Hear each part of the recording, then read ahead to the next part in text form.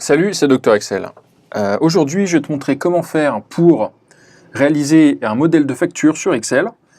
Pour ça, on va mettre en place toutes les formules ensemble et toutes les références pour que tu aies un modèle dans lequel tu n'as plus qu'à indiquer les références de produits et les quantités et tout se calcule tout seul. Tu n'as plus qu'à imprimer la facture. Comme d'habitude, tu peux le télécharger le fichier juste en dessous de la vidéo. Je t'ai mis le lien. Et puis, on va commencer tout de suite. Alors, pour commencer, dans ma facture, je vais avoir besoin de un article.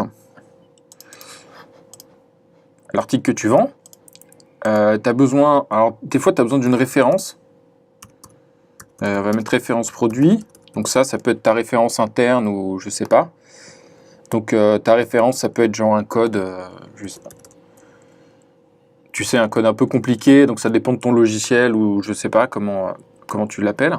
Ça peut être une table si tu vends des meubles. Et puis, alors tu vas avoir besoin de la quantité de chaque article vendu et puis le prix. D'accord, donc 1 et prix, je sais pas, 60 € par exemple. Et le montant pour chaque ligne. Voilà. Donc ça, je vais le formater un petit peu. On va se centrer comme ça. Et puis, tiens, je vais te laisser un peu plus de place pour l'article. Montant, alors montant, c'est plus le prix fois la quantité. Du coup, si tu en achètes 2, ben, c'est 2 fois plus, forcément. Alors ici, le prix et le montant, on va le mettre avec un format monétaire. Monétaire ou comptabilité. Pour avoir des euros, alors tu peux changer, hein, moi je te mets des euros, mais si tu factures en dollars ou etc., tu peux le changer dans le menu des formats. Moi je vais le laisser en euros. Voilà, on va mettre un peu de format pour les hauts des colonnes. Donc on va mettre ça en bord épais. On va mettre toute cette zone là dans laquelle tu peux mettre les différents articles. Donc on va faire format, on va aller là, on va faire porosure extérieure, format de cellule, je vais mettre des traits verticaux sur chaque...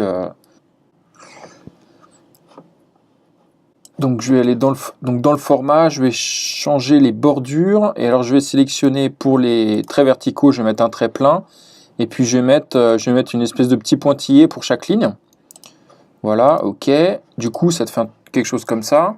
Ah mince, j'ai sélectionné une ligne de trop, ça je vais le mettre en gras là-haut. Voilà.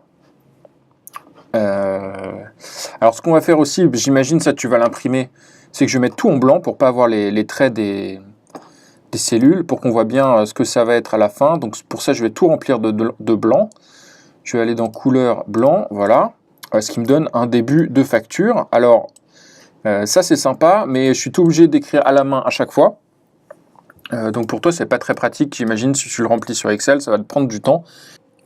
Donc ce qu'on va faire, c'est qu'on va mettre des listes déroulantes à chaque fois.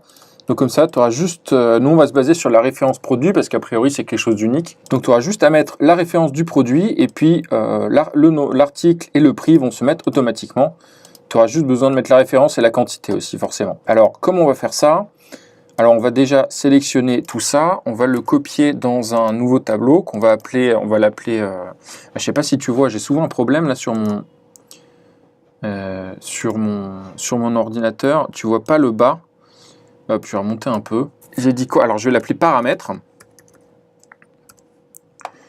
Et alors souvent quand tu as des données qui changent pas dans ton fichier, il vaut mieux les mettre dans un onglet séparé que tu appelles paramètres ou données ou ce que tu veux. Comme ça c'est toutes les données sources en fait. Tu les mets ailleurs pour pas écraser avec tes calculs tes données sources. Donc ce qu'on va faire, c'est qu'on va rentrer toutes les... Alors on n'a pas besoin de la quantité. Non, c'est pas ça. Supprimer. Pas besoin de la quantité. On va rentrer toutes les références et tous les noms d'articles et tous les prix. Donc par contre, ce que je vais faire là, ici je vais insérer plutôt. Et ça, je vais le mettre entre les deux. Je vais mettre la référence à droite. Pourquoi? Parce qu'on va utiliser une formule recherche V. Je vais te montrer après. Mais on a besoin que le critère de recherche soit sur la droite.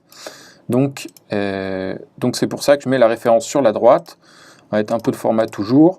Et puis, je sais pas, je vais mettre n'importe quoi. Tu sais, souvent les les références des produits, c'est toujours des choses un peu compliquées. Alors, je vais mettre chaise que tu vends, je sais pas, 40 €. Et puis, un autre truc,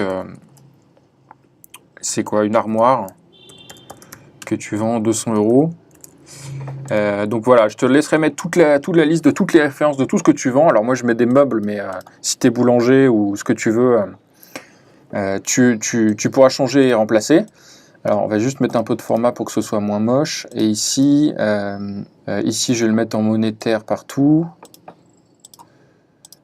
Voilà. Voilà, ici pareil, on va faire une liste et on va mettre format de cellule. On va mettre un trait vertical et puis des pointillés, voilà. Donc tu peux mettre toutes tes références produits. Et maintenant, on va mettre une liste déroulante. Alors déjà, on va supprimer ça. Puis toute cette colonne, je vais la nommer référence. Pour que quand on y fasse référence, pour qu'on fasse, quand on fasse référence à cette colonne, on sache de quoi on parle. Et alors ensuite, pour créer notre fichier, alors on va effacer ça, on va se baser uniquement sur la référence. Donc ce qu'on va mettre, c'est qu'ici, dans toute cette colonne, donc là, je sélectionne toute la colonne, je vais aller dans données, validation de données, et je vais choisir dans les paramètres, autoriser uniquement une liste, et la source, ça va être référence, ça va être égal référence, donc c'est-à-dire qu'on va autoriser uniquement la colonne dans laquelle on a mis toutes les références. Ok. Ce qui fait qu'à chaque fois maintenant, j'ai une liste déroulante dans laquelle j'ai toutes les propositions des différentes valeurs de mes produits. Alors d'ailleurs, on va centrer parce que c'est moche. Hop. Et de même pour les autres. Maintenant, comment est-ce que je vais faire pour avoir à chaque fois les informations qui viennent se mettre à jour automatiquement? Eh bien, je vais utiliser une formule recherche V. Donc recherche V, ça veut dire recherche verticale. Et on va chercher cette valeur dans notre tableau de référence. D'ailleurs, je vais le renommer, toute cette zone-là, je vais la renommer en sélectionnant les colonnes. Et en allant dans la barre de nom, je vais l'appeler liste underscore produit. Et du coup, ici, je vais faire égal recherche V de ma référence dans la liste des produits. La recherche se fait toujours dans la première colonne. Et alors ensuite, je veux renvoyer le nom de l'article. Donc, ça va être la colonne à renvoyer, c'est la colonne 2. Et je veux une recherche exacte. Donc, je mets 0. Et je valide. Voilà, il me dit c'est l'armoire. Donc après, on peut préciser. Tu peux préciser pour chaque... tu peux aller un peu plus loin. Tu peux dire c'est l'armoire en sapin de je sais pas quoi. Pour préciser un peu le type de l'article. Mais bon, c'est pas le sujet. Donc ici, ça se met à jour automatiquement. Ici, c'est ce qu'on choisit comme paramètre. Ici, alors là, la quantité, il faut que tu l'indiques à la main. Et le prix, pareil, on va aller le chercher dans le tableau, égal recherche V de cette valeur, dans le tableau de la liste des produits. Le prix, c'est la troisième colonne du tableau. Et puis, recherche exacte 0. Si tu ne mets pas le 0, ça s'arrête. En fait, ça s'arrête avant. Il considère que c'est une liste triée, et du coup, s'il ne trouve pas la valeur exacte, il te renvoie une valeur proche.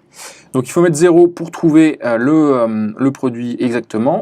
Voilà, il te donne le prix. Alors, pareil, le prix, ici, tout ça, on va le formater en format... Alors, ce qu'on va faire, déjà, on va copier les formules. Donc, je vais copier... Ici, je vais copier la formule partout. Collage spécial, formule. OK. Alors, ici, on a des erreurs parce que je n'ai pas indiqué de référence. Donc, on va corriger la formule et on va mettre 6 erreurs de cette formule. S'il a une erreur parce qu'il n'y a pas de produit, j'indique rien. La référence, OK. La quantité, pareil. Le prix, donc pareil, ça va être la même chose. Si on ne trouve rien, on va avoir une erreur. Donc, je vais corriger en mettant 6 erreurs de cette formule. Si j'ai une erreur, alors je mets la chaîne vide, guillemets, guillemets, et je ferme. Donc maintenant, je peux copier... ah non, ça c'est la copie initiale. Ça, je le copie et je le colle avec un collage spécial dans tout le tableau. Collage spécial formule. OK. Ici, je le copie et je le colle dans tout le tableau. Collage spécial formule. Voilà. Et bien alors, par contre, il m'a pas mis le format comptabilité. Voilà, 200 €. Ici, ça me met... Ah oui, quantité fois un... Ici, comme mon prix, c'est une chaîne vide, il ne comprend pas du vide fois 0. Il ne comprend pas ce que c'est. Donc, je vais mettre 6 erreurs. 6 erreurs de cette formule. Ah mince, j'ai effacé la formule. Donc, 6 erreurs de le prix fois la quantité. À ce moment-là, on met 0. Voilà. Et ça, je le colle partout. Collage spécial, valeur. Non, pas valeur. Pas valeur, pas valeur. Formule. Voilà. Et du coup... Non, mais le format aussi. Du coup, je mets tout ça au format compta. À chaque fois, j'oublie. Ah oui, et alors là, forcément, j'ai 0. J'ai pas mis de quantité encore. Donc, je vais mettre une armoire et 3 chaises. 120 € et 200. Voilà. Donc, du coup, maintenant, tu as juste à spécifier les produits que tu veux. Enfin, produits et quantité. Tout le reste se met à jour automatiquement. Donc, c'est déjà pas mal. Donc, maintenant, ben, on a le gros du travail qui est fait. Il ne reste plus qu'à faire le total. Donc, on va faire le total. Donc, on va faire sous-total. On va appeler ça sous-total. Alors, pour une entreprise, ça va être du hors-taxe. Donc, je vais faire plus somme de tout ça. Ce qui donne mon total hors-taxe. Après, tu vas avoir la TVA. Alors, la TVA, ce qu'on va faire, c'est qu'on va prendre... Tiens, je vais le mettre là. On va mettre taux de TVA. Et on va mettre 20%. Donc, en plus, ça va marcher. Ça dépend un peu où tu es, si tu es en France, en Belgique ou ailleurs. Tu peux avoir un taux de TVA différent. Ou alors, ça dépend si tu es à l'étranger même, ou si tu factures un client à l'international, tu n'appliques pas forcément la TVA, ça peut dépendre. Donc, ce qu'on va faire, c'est que je te laisserai mettre le taux ici. Comme ça, tu pourras voir les différents cas. Et on va calculer en prenant la TVA fois le taux de TVA, pardon, fois le montant. Donc, ça te donne la TVA. Total TTC. Et bien, c'est la TVA plus le sous-total. Ce qui te donne la facture finale de le montant de ta facture finale. Voilà. Du coup, voilà, maintenant, la seule chose qui nous reste à faire, c'est rajouter un peu de format pour que ce soit un peu plus joli. Taux de TVA, voilà, donc ce qu'on va faire, c'est on va le mettre en gras. Après, tu peux mettre du bleu, tu peux mettre des couleurs, tu vois. Ça dépend un peu de comment tu veux formater. Puis après, je sais pas, tu vois, si tu veux rajouter le logo de ton entreprise ou des trucs comme ça. Mais voilà, c'est un peu à toi de voir. Ici, c'est un peu juste un modèle de facture à utiliser que tu peux imprimer. Et on va mettre, je sais pas, mon entreprise, SARL, voilà. Et ça, tu peux le mettre, bon, je sais pas, tu le mets en gros. Voilà, ça te fait ton montant de facture. Tu as besoin de quoi? Tu vas avoir besoin de la date aussi. Donc, on va mettre facture, numéro, et puis on va mettre le numéro, je sais pas moi. C'est à toi de voir un peu ton numéro de facture. Facture numéro en date du... Et puis on va mettre la date du jour. Donc ça, tu te fais la formule aujourd'hui. Donc là, égale aujourd'hui, voilà. Qui te met la date du jour. Voilà, et puis ça, tu peux le mettre vers la gauche, comme ça, ça va ensemble. Voilà, ça te donne une bonne base pour pouvoir travailler. Voilà, du coup, je te laisse télécharger le fichier en dessous. Le lien est juste en dessous de la vidéo, tu peux accéder au fichier pour pouvoir l'utiliser et l'adapter toi-même à tes factures. Après, tu peux rajouter les infos dont tu as besoin. Voilà, dis-moi si tu as besoin d'autres modèles de factures ou de choses comme ça. Et puis, je te dis à demain matin. Oublie pas de t'abonner pour recevoir directement le nouveau tutoriel quand il sort. Allez, salut, à demain.